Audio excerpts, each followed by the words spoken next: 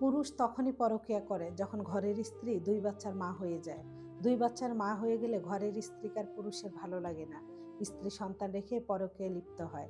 কিছু, কিছু স্বামী নামক কাপুরুষ স্ত্রীকে এমন একটা সময় গিয়ে ছেড়ে দেয়, মেয়েটা না পারে ২য় বিয়ে করে নিজের জীবনটাকে গুছিয়ে নিতে, না পারে মরে যেতে, বেঁচে থেকেও জিন্দা লাশ হয়ে থাকতে হয়।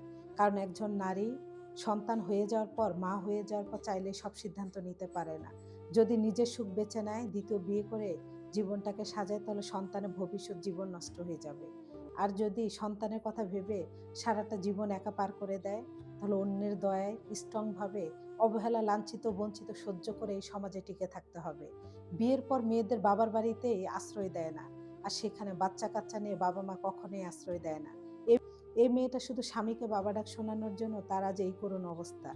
যেই কাপুরুষেরা ঘরে স্ত্রী রেখে পরকীয়া করে, আর পরকীয়া নারীর কারণে স্ত্রী সন্তানকে ছেড়ে দেয়, আল্লাহ তাআলা তাদের কখনো ভালো করবে না। আমি দোয়া করি তাদের যেন দমে, দমে অপমানিত হতে হয়।